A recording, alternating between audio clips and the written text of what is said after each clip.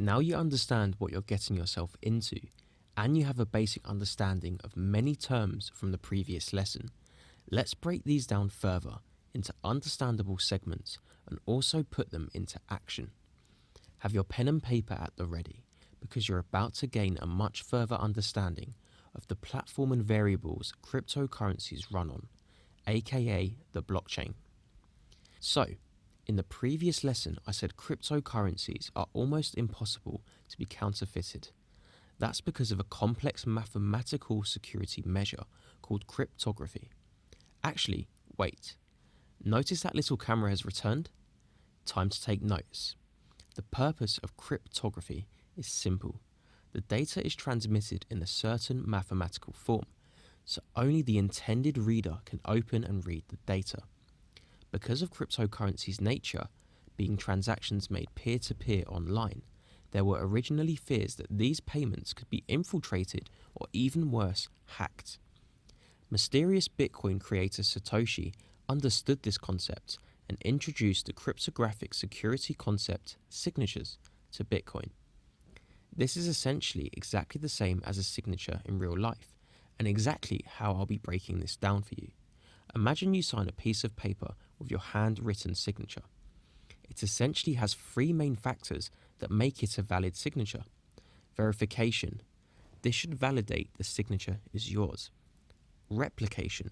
It shouldn't be replicated by another individual. Confirmation. Once signed, it should be final. No claiming it was another individual. Without this, it would be meaningless, right? Although in real life, there is still a risk of the signature being duplicated. Digital signatures solve this through a feature called keys. The way cryptocurrencies work is you are provided a public key and a private key for your crypto wallet, with the public key created from the private key via the mathematical equation just stated.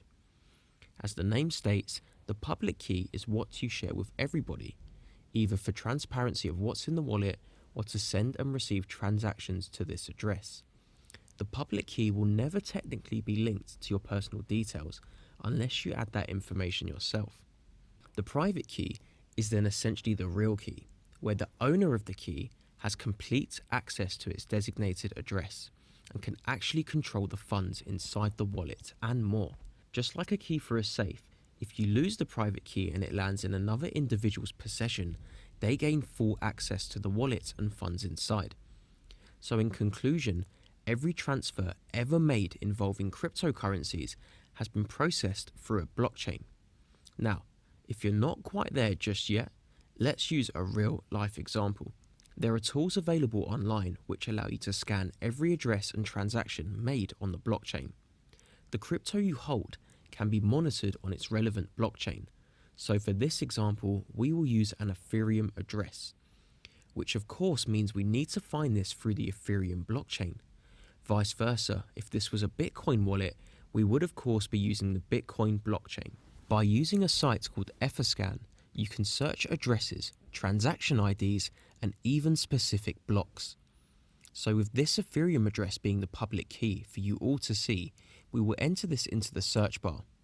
Immediately, the entire wallet details are brought up, including F-balance, F-value, a number of transactions made from this address. Scrolling down, you can see this further in depth. With every address, the Ether was sent to and from. The block the transaction was verified on. Amount of Ether sent. The transaction fee paid for the transaction. If you click on the TX hash, you can see each specific transaction's full breakdown. Noticeably the value of the transaction, which is the current value, but if I simply click on it, we can now see the value at the time of sending. If you haven't already realized, it's almost impossible to identify the owner of this wallet because there is no name or single detail identifying this to a certain individual. This is why it's a public key, as the whole world can monitor and track it, but they will never be able to access it or know the real owner, unless they specifically had their name linked to the public key. Even if I click one of the addresses that Ether was sent to, we can go through this exactly the same as the first address and never identify the owner of the wallet. More interesting is the transaction for 9,976 F, which at the time was worth just over $444,000, and right now worth over $3 million in a space of 215 days. You can't get more proof than that. So you can see clearly now, having the public key does give you fair transparency in what you can see. But the private key is what defines us from a viewer of the wallet to the actual owner. The private key, and storing this in the safest way presently known, has been dedicated its own series of lessons in Chapter 5. So once you've actually completed the course, the final chapter is already prepped for you to become unhackable. Until then, you still need to know how it works, right? So picture this. The wallet you've just seen is public and available on the internet for all to see. But we only viewed this through a blockchain explorer, meaning it wasn't actually made on the page we saw. And even if we had the private key, we wouldn't be able to access anything from that site, as it's simply a viewing tool, so to speak.